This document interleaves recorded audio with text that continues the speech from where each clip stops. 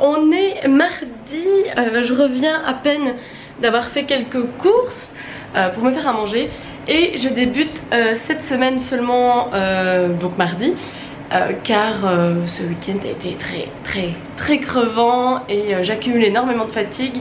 Ce qui gâche un peu en fait mes semaines et mes week-ends, parce que à force de faire énormément de choses, je suis de plus en plus crevée et du coup j'ai l'impression que tout ce que je fais c'est assez pénible et c'est pas du tout le but de ma vie de commencer à faire des trucs pénibles, alors que j'ai envie de faire de chouettes choses. Comme par exemple dimanche, j'avais l'intention de faire un vlog parce que je suis allée à la Hit Bruxelles. C'est pendant 5 jours en fait, c'est un petit festival de cuisine, c'est que des chefs étoilés ou gastro de Bruxelles qui font un repas. Pendant 5 jours ils font le même repas et on peut déguster du vin. Et voilà, on a été dimanche, je vous insérerai quelques passages parce que vraiment on était vraiment mais HS. Si j'avais pas pris en fait mes tickets à l'avance, franchement j'aurais pas été. Mais j'aurais regretté parce que franchement c'était bien. On a vraiment mangé de ces trucs waouh. Notamment le dessert, alors un truc avec du thon. Oh, mon dieu, ça vous fait rêver ce genre de nourriture quoi. Et donc voilà, je vais débuter la semaine avec vous maintenant. Je sais pas trop ce que je vais faire ce soir, en tout cas je vais déjà commencer à me faire à manger. Là je fais revenir du fenouil, des courgettes et des poivrons. Et en fait je vais faire une espèce de risotto avec des pâtes qui va cuire là dedans. Mon petit repas est encore prêt et je vais m'empresser d'aller manger tout ça. Il y a un chat qui est bien posé là, au bord de la fenêtre. Qu'est-ce qui t'a fait ce livre? Je sais pas. Mais non d'une pipe, tu vas pas le bouffer, non? Je vous retrouve dans mon lit en compagnie du poupouf là, qui essaye de bouffer mon livre. Je vais m'installer dans mon lit, il est 20h36 hein, et je sais qu'il est tôt. Mais ça se voit à ma tête hein, que j'ai besoin de rattraper du sommeil, de la fatigue. Et en fait, je viens de finir un documentaire sur Venise, l'ombre d'un doute. Voilà, c'est un peu comme Secret d'Histoire et en plus c'est bien parce qu'ils remettent les émissions sur YouTube. Et c'était vachement intéressant sur Venise. Vraiment ils reviennent du 8e siècle, non du 5e siècle jusqu'à aujourd'hui. Oh là là, ça m'a donné trop envie d'y aller. Ouais. Alors que ça a des mauvaises réputations, je sais pas pourquoi, mais enfin moi j'ai très envie d'y aller. Vraiment le côté historique m'intéresse beaucoup. Et je sais pas pourquoi pendant le documentaire, tout le long, je me suis dit ah enfin je vais ouvrir ce livre là. C'est donc Vivre à Versailles, derrière la façade de la vie quotidienne au château de William Newton. C'est un livre que j'avais acheté quand j'ai été visiter Versailles en 2016, ouais, fin d'année 2016. Et je sais pas pourquoi, la soudaine envie de lire ça. Je pense que c'est grâce au documentaire et tout l'historique. Je sais pas pourquoi ça m'a donné envie de lire un truc. Voilà. Donc je vais m'installer, je vais lire, je vais commencer ça. Et en fait ce que j'ai envie de faire c'est de mettre en fond une vidéo ASMR sur mon Hermetic Kitten comme à chaque fois. Même si elle part dans une autre langue, parce que je sais que ça va me détendre et en fait que je vais m'endormir en 2 minutes. Donc peut-être que je lirai que 2-3 pages du livre, mais c'est pas grave, j'ai vraiment envie d'être bien et de m'endormir vraiment, le sommeil de plomb qui arrive, parce que moi quand je lis le soir comme ça installée dans mon lit, mais c'est clair qu'en 2 minutes je suis endormie.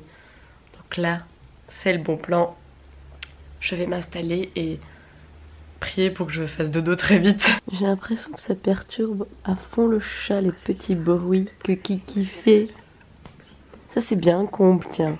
Dis, tu vas pas bouffer l'iPad hein toi, petite peste qui ronronne toujours. On est mercredi, il est 18h11 et encore une fois j'ai une tête mais de déterré. J'avais repensé au fait que ce week-end j'avais reçu un bouquin des éditions Lumen et oula, il y a beaucoup de lumière. et que je vous ai pas montré. Donc c'est Les Entremondes, le premier tome, L'Hôtel Invisible. Alors c'est du jeunesse, destiné à partir de 10 ans je crois. Très étonnée que j'ai réussi ça en fait samedi chez mes parents. Oui, à partir de 10 ans. Et il sort quand? Ah bah il sort demain. Tiens, ça tombe bien ça. Il sort le 13 septembre. Je vous avoue, je sais pas du tout si je vais le lire. Mais c'est vrai que ça fait tellement longtemps que je n'ai pas lu du jeunesse. Sincèrement, je serais bien intriguée d'aller vérifier sur ma chaîne la dernière fois que j'ai lu du jeunesse. Et, je sais pas. D'ailleurs ici je suis en train de lire que des trucs... c'est pas des essais, c'est quoi? C'est pas des romans, donc je sais pas trop comment on qualifie ces bouquins là. Voilà, là pour le moment je lis La vie à Versailles, ça me plaît bien, mais c'est vrai qu'on s'y perd un petit peu dans les logements. Là je suis en plein dans la partie, ils nous racontent les logements de la cour. C'est intéressant, mais c'est vrai qu'on a du mal, on a vraiment du mal à s'imaginer exactement comment c'était la vie à la cour, la vie à Versailles, les coulisses, les conditions presque insalubres pour certaines personnes qui vivaient dans les toits. L'auteur raconte que des fois l'eau coulait, que les cheminées ça empestait, que... Ouais non, ça me plaît bien, j'ai lu ça ce midi sur ma pause. Et donc pour en venir à ce bouquin là, je ne sais pas. Peut-être qu'un jour vous verrez passer sur ma chaîne, en tout cas je vous le présente, mais en tout cas il est très beau hein. Ça me fait penser à... Comment ça s'appelle Le Pays des Contes. Je crois que c'est à cause de la couverture un peu magie, monde... On verra bien si je le lis. Alors je suis en train de donner à boire à mes plantes et comme d'habitude j'en fous partout. C'est minuscule pot, c'est mignon, mais c'est pas du tout pratique. Et celle-ci, je vois quand il lui manque de l'eau parce que le vert est un peu plus pâle. Et mon jasmin, qui va toujours bien, qui pousse partout. Je rêverais de mettre une grille en fait en l'air pour qu'il pousse partout. C'est vraiment une plante qui pousse à une vitesse folle, hein, mais qui ne fleurit que 2 jours par an, malheureusement. Je viens de prendre ma douche, hein, parce que voilà, comme je suis crevée, je pense que c'est le seul truc que j'arrive à faire en ce moment, c'est prendre ma douche. Mais j'ai décidé de m'installer devant mon ordi pour commencer à monter le vlog et commencer à monter aussi ma vidéo des 5 jours par... non, des 5 secondes par jour, je vais y arriver. Et du coup, je suis allée sur Livre Addict pour... T'as le chat là, il est en train de sauter partout. Pour retrouver le dernier livre jeunesse que j'ai lu. Donc, le dernier livre jeunesse que j'ai lu... Je sais pas si on compte une BD, non on compte pas les BD. Je sais pas si ça c'est considéré comme de la jeunesse.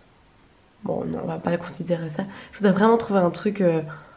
Ah, John Green. Ouais, John Green c'est de la jeunesse et je l'ai lu... J'ai fini de le lire le 18 octobre 2017. Donc il y a quasiment 1 an que je n'ai pas lu de jeunesse. Et avant ça, ça peut encore, on peut vite remonter. Ah, en voilà un de jeunesse. En mai 2017, Ma raison de vivre. Le chat est en train de s'éclater avec une petite balle. Elle saute partout, voilà, elle fait du bruit. C'est génial, elle s'éclate. Donc je disais, Ma raison de vivre, je l'ai lu sur ma Kobo au sport. Et vraiment, j'ai beaucoup aimé. Et c'est vrai que j'ai entamé en fait la suite, que je n'ai toujours pas fini. D'ailleurs c'est bien parce que sur Livre Addict, on peut même voir tous les bouquins qui sont en lecture en cours. D'ailleurs je regardais ça, il y en a plein, Je vais vous montrer ça, c'est une catastrophe. Alors voilà l'étendue de la catastrophe. 1917, bon c'est un livre d'histoire, c'est vrai que je l'ouvre un petit peu quand j'en ai envie. Bon c'est vrai que du coup je suis pas obligée vraiment de suivre. L'adultère de Paulo Coelho, ça je l'ai commencé au sport et comme je suis plus au sport, bah voilà le pourquoi du comment, je ne le poursuis pas. Comme je disais, Ma raison de vivre, oh oui c'est ça, j'ai lu 10 pages, donc à mon avis celui-là je pourrais même recommencer. Le dernier livre d'Enjoy Phoenix, je ne l'ai jamais fini. Et c'est pas qu'il est mauvais, c'est que j'étais pas du tout dans le mood de lire, j'avais pas envie et voilà, je l'ai jamais fini. Ah, un jeunesse immaculé. Ouais, c'est vrai que j'avais envie d'essayer un jeunesse et j'étais pas attentive, j'étais pas dedans. Là, je le recommencerai quoi. Je pense que j'ai lu que le premier chapitre. Alors là, c'est La Honte internationale. Je pense pas que c'est le dernier livre d'Eric Emmanuel Schmitt, ça va être l'avant-dernier. Donc L'homme qui voyait à travers les visages. Je ne l'ai jamais fini, mais par contre, je sais exactement où j'en suis, donc je peux le finir quand je veux. La guitare magique de Frankie Presto. Là, je vais avoir du mal par contre à le recommencer. Mais pourtant, j'aimais bien. Je sais pas pourquoi je l'ai pas continué. Bon, là, clairement, c'est une lecture en cours. Hein, la magie du rangement, ça, je le lis un peu quand j'ai envie. Il n'y a pas vraiment besoin de savoir où on en est.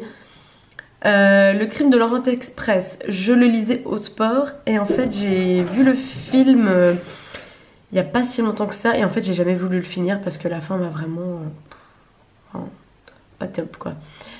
Le test, mais ça c'était cool en plus, je sais pas pourquoi j'ai pas continué. En gros c'est un gars qui fait un test pour savoir s'il y a une vie dans l'au-delà, il va aller voir plein de voyants, plein de, je sais pas, hypnotiseurs, je sais pas trop quoi, des mentalistes, des... voilà. Pour essayer de voir s'il y a une vie après la mort parce qu'il a caché dans le cercueil de son père plusieurs objets. Et donc, il va essayer de tester tous ces gens pour voir si son père peut dire ce qu'il y a dans le cercueil. Ça aussi, c'est la honte. Signe de vie de José Rodriguez dos Santos. D'ailleurs, il y en a un autre aussi, Vaticanum, que j'ai pas fini. En fait, le problème en ce moment de José, c'est que j'aime beaucoup ses livres, mais il y a beaucoup d'explications scientifiques et peu d'action. Et en fait, je pense qu'à un moment, je m'en lasse et que je finis pas. Mais par contre, les deux, hein, je peux les reprendre quand je veux, je sais exactement où j'en suis. Socrate, Jésus, Bouddha de Frédéric Lenoir. Ça, je le lis sur ma tablette au sport. Et ça aussi c'est un petit peu en attente vu que je vais pas au sport, hein, ça fait presque 3 semaines que j'ai pas été. Mais ça j'aime beaucoup, il fait la comparaison de ces 3 personnages, de ces 3 courants philosophiques, religions, c'est vachement intéressant, enfin moi j'adore les livres de Frédéric Lenoir. The Book of Ivy, ça je l'avais débuté aussi sur ma Kobo, mais ça clairement je pense que je vais recommencer parce que je sais pas du tout où j'en suis. Et donc voilà, ça c'est ma lecture en cours. Et là je vois qu'il y a même des livres que j'ai mis en attente. Purée quoi. Allez quoi, Le Vieux qui ne voulait pas fêter son anniversaire, je l'ai vu en film, je l'ai adoré. Pourtant j'en suis là dans le bouquin quand même, mais ça aussi je pourrais reprendre quand je voudrais. Flocon d'amour, comme ça c'est que des petites nouvelles, ça aussi je peux recommencer quand j'ai envie. Ah, Le Prince captif, le tome 2, je l'ai jamais fini. Ça clairement je sais plus du tout où j'en suis. Outlander, ça aussi je peux reprendre quand j'ai envie, mais c'est vrai que vu la taille du pavé c'est hyper dur à lire. Bah, c'est un peu comme Game of Thrones, hein. Ça en fait je les lis un peu sur tablette parce que c'est... Enfin sur Kobo parce que c'est plus simple, on peut mettre la police en plus grand. Et Derrière la haine, ça clairement je devrais recommencer du début parce que je me rappelle plus. Et ben j'ai réussi à vous parler pendant quasi 6 minutes de tous les bouquins que j'ai en cours. C'est juste hallucinant, je me rendais pas compte qu'il y en avait autant. Et ouais, j'ai vraiment de facilité moi à les laisser, à les reprendre un peu comme j'ai envie. Bon, clairement il y en a 2-3 que je sais plus du tout où j'en suis, mais c'est vrai qu'il y en a quand même pas mal que je sais encore où j'en suis. Et que ça serait bien en fait que je les finisse un jour. Je suis toujours épatée en fait de la luminosité de ma caméra et en fait il fait noir dans ma pièce. Et donc voilà, là je vais faire un petit peu de montage, je vais aller manger donc mes restes d'hier parce que je cuisine toujours pour 2 jours, comme ça je suis tranquille. Et en même temps j'ai lancé un documentaire, donc encore l'ombre d'un doute, sur les artistes sous l'occupation. Donc c'est des artistes français sous l'occupation allemande. Voilà, on voit Joséphine Baker, La Môme, Jean Gabin, je sais plus qui d'autre il y a encore. Ça c'est intéressant en fait. Bon, c'est vrai que j'écoute à moitié, mais j'aime bien moi regarder les documentaires. J'adore enrichir tout le temps mon cerveau. Là d'ailleurs, je crois que c'est clairement à cause de mon boulot. J'ai très envie de de lire des bouquins d'anatomie pathologique pour me remettre un petit peu dans le bain des termes. Parce que en fait je les coupe au boulot et que ça, je sais pas pourquoi, depuis une semaine ou deux, ça commence à m'obséder de... J'ai envie de savoir exactement ce que je fais. Je sais pas pourquoi ça me prend 1 an et demi après que je bosse là-bas, mais voilà, il y a des lubies comme ça. Je pense que depuis que je vais plus à l'école, j'ai envie d'apprendre. Et c'est pour ça que je vais énormément sur des bouquins qui m'apprennent des choses au lieu de romans contemporains, des histoires de la jeunesse. Voilà, je pense que mon mode de vie aujourd'hui fait que je me dirige vers autre chose. Fatalement, pendant que j'étais en cours, pendant mes études, je lisais beaucoup de jeunesse parce que fatalement ça me faisait aller ailleurs et que maintenant j'ai envie d'autre chose. Je pense que c'est tout simplement à cause de ça, l'explication de mes choix littéraires qui partent sur autre chose. Hein. Voilà, la vie suit son cours, nos goûts changent. C'est vrai qu'effectivement, ça fait bien longtemps que j'ai lu du jeunesse. Je me suis amusée à les sortir juste pour le fun et voir l'impact des dégâts des bouquins que j'ai jamais fini. Enfin, jamais fini. Je vous avoue que depuis, j'ai très envie de finir enfin le Eric Emmanuel Schmitt. Je trouve ça juste honteux que je l'ai jamais fini. C'est pas bien, c'est pas bien. En plus, j'adore Eric Emmanuel Schmitt.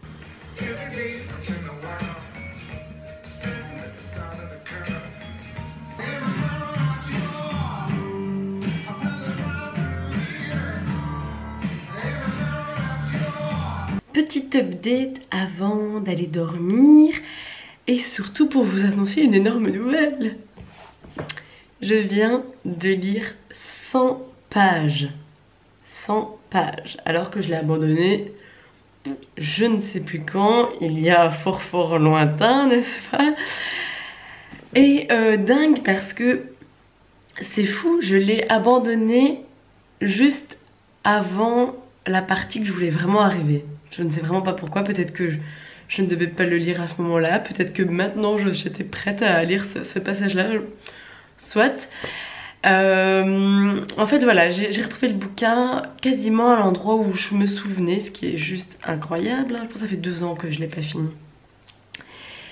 Et on retrouve donc ce personnage SDF, donc j'ai oublié le prénom, qui, donc en gros, ouais, pour resituer l'histoire, on est à Charleroi et il se passe un attentat devant une église et notre personnage qu'on suit, qui est SDF mais qui travaille bénévolement dans un journal local, voit cet attentat. Donc fatalement l'éditeur est très content puisqu'il pourra raconter ce qui s'est passé exactement. Et en fait ce personnage, depuis longtemps je crois, arrive à voir des morts. En fait il voit toujours des... je veux dire les vivants accompagnés d'un personnage. Alors c'est vrai qu'au début il a eu du mal et maintenant il sait très bien que ce sont des morts qui accompagnent souvent la famille. Et bon je vous raconte, je vous passe les détails, mais en gros dans l'histoire à un moment il va rencontrer Eric Emmanuel Schmitt pour parler justement un peu plus philosophie. Et Schmitt a la très bonne idée de lui donner une solution pour essayer d'interviewer Dieu. Et en fait j'arrive à ce passage. J'ai lu les 100 pages de conversation du SDF et de Dieu. Et ça m'a totalement retournée.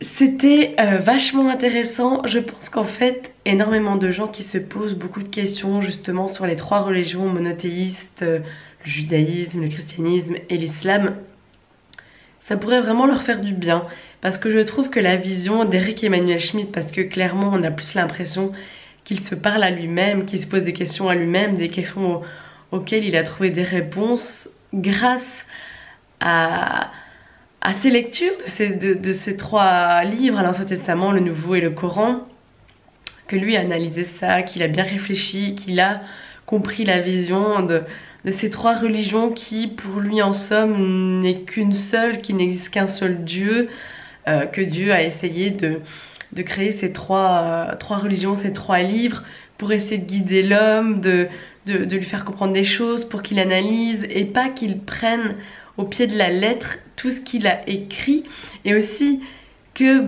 tout ce qu'il a écrit, c'est pas aussi lui qui l'a écrit, ce sont des gens, et eux aussi ont interprété comme ils ont voulu, ou en fonction de l'époque. Enfin, c'est super intéressant. J'ai passé ouais, quasiment 1h30 à lire ces 100 pages et à noter plein de passages parce que vraiment c'était super intéressant. Et c'est vrai qu'en fait depuis des années j'ai envie de lire ces 3 bouquins là, mais voilà, je sais pas, manque de temps, manque d'envie, manque de motivation, et voilà, je suis très contente en fait de l'avoir repris. Je ne sais pas ce qui s'est passé aujourd'hui, qu'il a fallu que je le reprenne. Et clairement, là, il me reste ouais, 100 pages. Donc à mon avis, il va être bientôt fini. Et c'est vrai que j'aimerais bien me souvenir du nom du personnage. En tout cas, je vais finir ce vlog maintenant parce que je pense que j'ai assez blablaté pendant 2 jours. En tout cas, pour une fois, ça a été fort littéraire, hein, ce vlog. Et on se dit à très bientôt pour un prochain vlog. Salut!